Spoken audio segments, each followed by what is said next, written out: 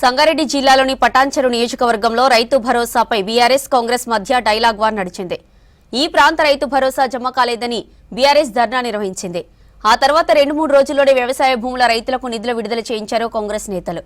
రైతులతో కలిసి సంబరాలు నిర్వహించారు.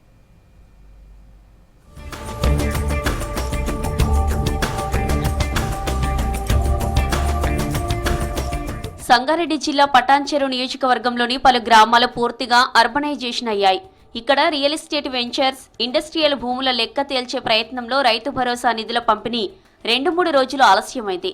దీంతో ఈ ప్రాంత రైతులకు రైతు భరోసా ఇవ్వాలంటూ జన్నారంలో మాజీ మంత్రి హరీష్ రావు ధర్నా చేశారు. నియోజకవర్గ రైతులకు రైతు భరోసా మెసేజ్లు రాలేదంటూ ప్రభుత్వాన్ని ప్రశ్నించారు. అప్పటికే స్థానిక కాంగ్రెస్ నేతలు మంత్రి తుమ్మల నాగేశ్వరరావుని కలిసి పరిస్థితిని వివరించడంతో రైతు భరోసా నిధులు రిలీజ్ అయ్యాయి. అదే జన్నారంలో రైతులతో కలిసి సంబరాలు చేశారు కాంగ్రెస్ నేతలు. మా పటాన్చెరు నియోజకవర్గంలో రైతు బంధు పడడం వల్ల మేము చాలా సంతోషం వ్యక్తం చేస్తున్నాం. మరి చాలా రోజుల నుంచి కొంతమంది నాయకులు ఆలోచన తక్కువ, ఆవేశం ఎక్కువ బీఆర్ఎస్ నాయకులది. కొంచెం కూడా గడువు లేకుండా మేము ఆ రోజు రేవంత్ రెడ్డి సర్కార్ కానీ కాంగ్రెస్ పార్టీ చెప్పిన విధంగా 9 రోజుల్లో 9,000 కోట్లు ప్రజలకు, రైతులకు అకౌంట్లో పడతాయని చెప్పినాము.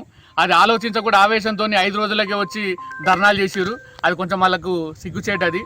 పటాన్చెరు నియోజకవర్గంలోని పటాన్చెరు మున్సిపాలిటీ, రుద్రారం, ముత్తంగి, కొల్లూరు ప్రాంతాల్లోని రైతుల పాత డేటా వివరాలు అప్డేట్ కాలేదు.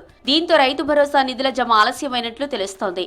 కొన్ని గ్రామాల్లో భూ పట్టాదారుల ఆధునిక రికార్డులు లేకపోవడంతో నిధులు రిలీజ్ కాలేదు. ఓఆర్ఆర్ పరిధిలోని పలు గ్రామాలు పట్టణీకరణ చెందాయి. సాగు భూములు real estate, commercial, industrial lands గా మారాయి. ఫలితంగా రైతు భరోసా అర్హత కష్టంగా మారిందన్నారు కాంగ్రెస్ నేతలు. అయినా 9 రోజుల్లోనే నిధులు విడుదల చేయించామన్నారు. రైతుల ముఖంలో ఆనందం చూస్తూ ఉన్నాం. మరి వాస్తవాన్ని కూడా గవర్నమెంట్ కూడా చెప్పింది. ఈరోజు ఈ ప్రాంతం అంతా కూడా రింగ్ రోడ్ చుట్టుముట్ట అంతా కూడా మనందరికి గుర్తుంది, అంతా కమర్షియల్గా రియల్ ఎస్టేట్ వెంచర్లు ఏర్పడడం ఇవన్నీ కూడా వేస్తూ ఉన్నారు. కాబట్టి భూములన్నీ కూడా రియల్ ఎస్టేట్ ప్లాట్లు అయిపోతూ ఉన్నాయి. కాబట్టి కొంత సమయం ఎందుకు పట్టింది, 2 రోజులు ఆలస్యం ఎందుకు అయిందంటే నిజమైనటువంటి పంట పెట్టి సాగిస్తున్నటువంటి రైతు ఎవరు అనేది ఎంతవరకు ఉన్నారు అనేది అది తీసుకోవడానికి ఇబ్బంది అయింది తప్ప వేరే ఉద్దేశం లేదు. రైతులకు వేయొద్దన్న ఆలోచన కూడా కాదు. కానీ ప్రతిపక్షాలు ముందే 9 రోజుల ముందే వచ్చేసేసి ఈరోజు వాళ్ళు ధర్నాలు చేసేసి వాళ్ళు ఏదో కపట ప్రేమ రైతుల మీద చూపించేసేసి వాళ్ళు రెచ్చగొట్టే ప్రయత్నం చేస్తారు తప్ప.